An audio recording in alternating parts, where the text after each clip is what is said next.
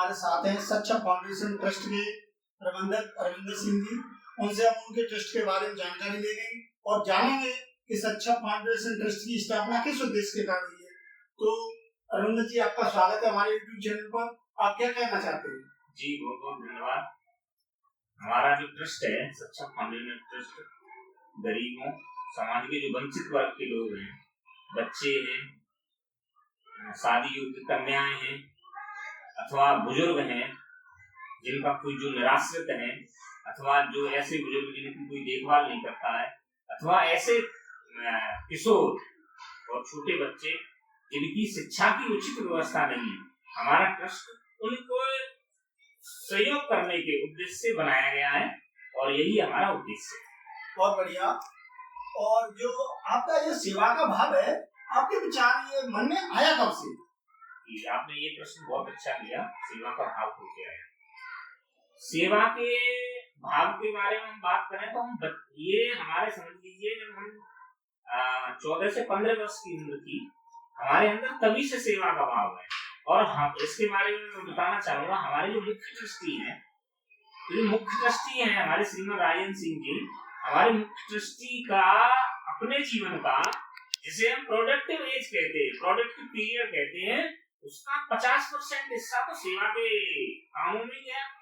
वो करीब 18, 19 या 20 साल की उम्र से और राष्ट्रीय स्वयंसेवक संघ के प्रचारक के नाते अपने 15 वर्ष उन्होंने समाज के काम के लिए दिए।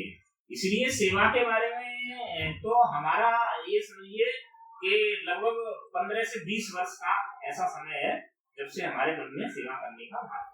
बहुत बढ़िया।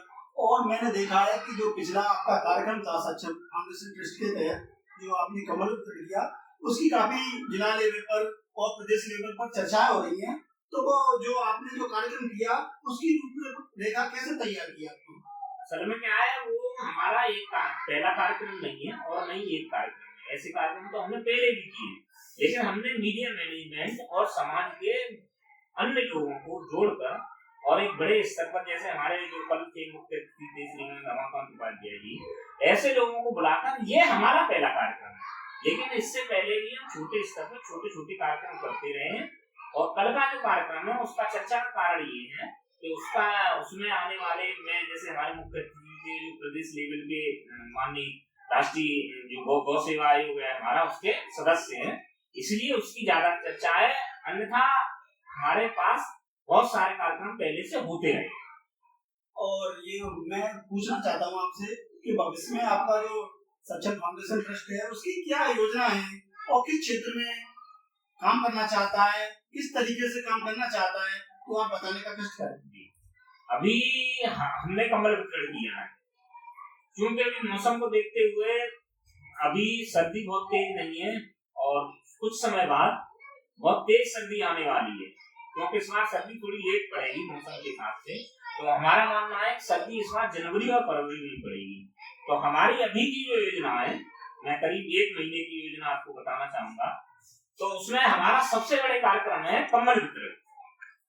तो हम चाहते हैं कि जो समाज के बिल्कुल अंत में खड़े लोग हैं, जिनका न तो सरकार सहयोग कर रही है, न समाज में लोग सहयोग कर रहे हैं, और जिनके जो परिजन है वो तो या तो असहाय हैं या असहाय नहीं भी है और सक्षम है लेकिन वो नहीं सोच रहे हैं उनके बारे में, तो उन लोगों को हम कम्बल वितरण करेंगे।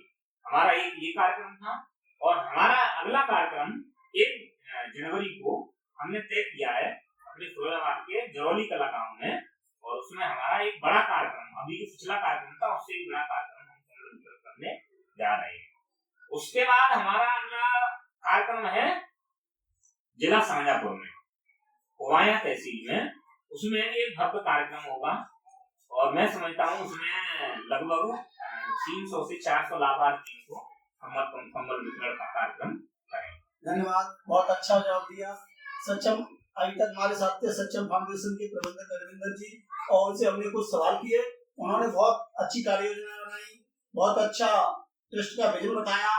तो हम आशा करते हैं कि सक्षम फाउंडेशन ट्रस्ट भविष्य में नई ऊंचाइयों को छुए और जो वंचित वर्ग है उनकी सेवा में हमेशा तत्पर रहे। धन्यवाद।